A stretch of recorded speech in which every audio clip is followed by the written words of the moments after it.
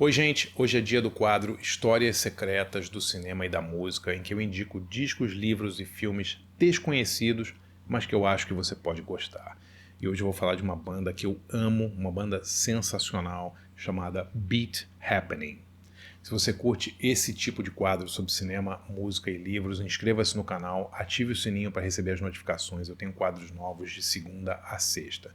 E galera, muito obrigado a você que assina meu site de jornalismo cultural andrebarcinski.com.br. Se você não conhece o canal ainda, dê uma olhada lá, eu acho que você vai gostar muito. Por R$ 20 por mês você tem um monte de benefícios, textos inéditos, cursos, debates, workshops exclusivamente para assinantes do site.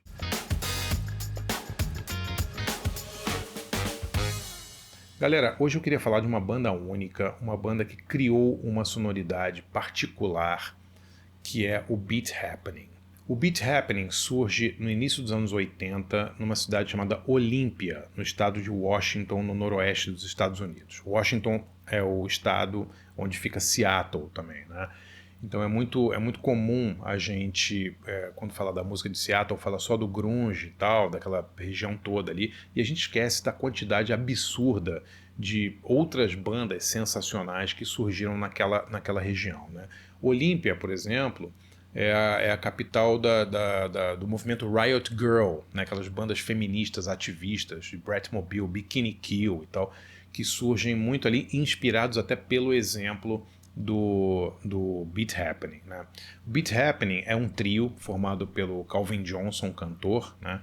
pela Heather Lewis e o Brett Lunsford. E é uma banda extremamente simples, assim. Era guitarra, bateria e voz só. Não tinha baixo, não tinha teclado, não tinha mais nada. Era um som super espartano, super minimalista, né?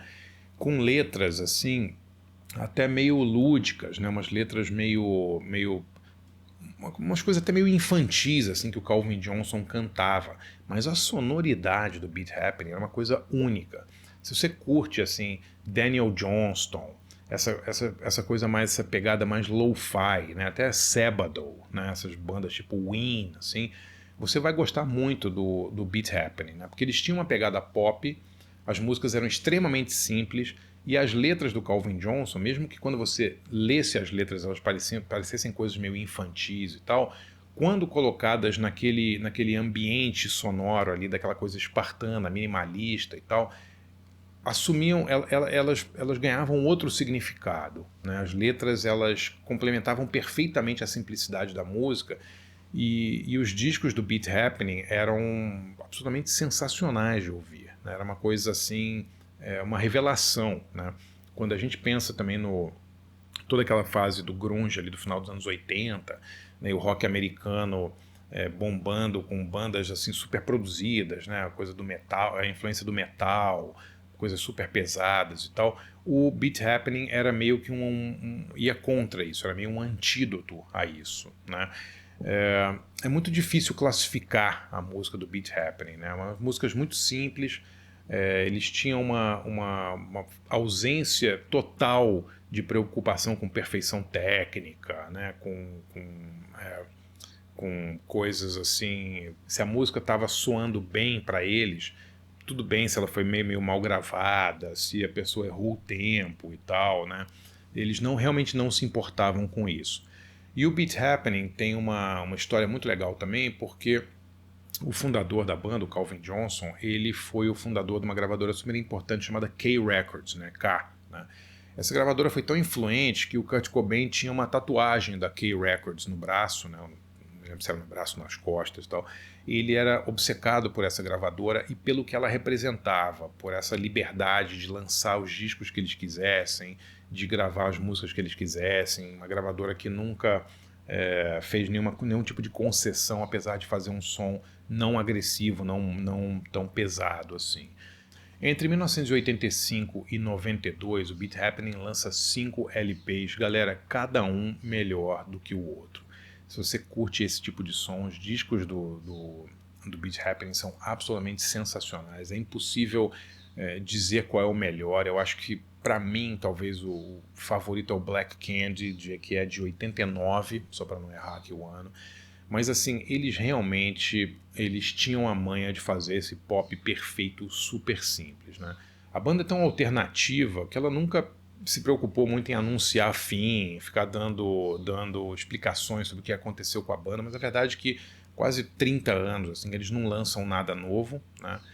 E algumas coletâneas saíram que são muito, muito interessantes. A Domino lançou em 2015 uma coletânea chamada Look Around, que tem 23 músicas com o melhor do Beat Happening. Eu acho que vale muito a pena você começar por essa coletânea. Se você gostar, aí você explora os LPs e os singles dessa banda, porque é um caminho sem volta. Beat Happening, uma das bandas mais simples, minimalistas, espartanas e ao mesmo tempo geniais do final dos anos 80, começo dos anos 90.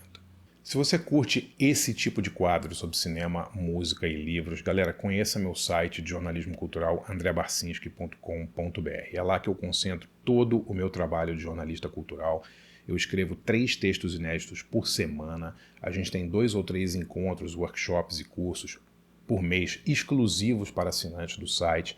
E você tem acesso ao arquivo, ao acervo completo do site, com mais de 700 textos e 80 cursos e workshops do que rolaram nos últimos 4 anos. andreabarcinski.com.br, acho que você vai gostar. R$ 20 por mês, você tem direito a tudo isso. Valeu, galera!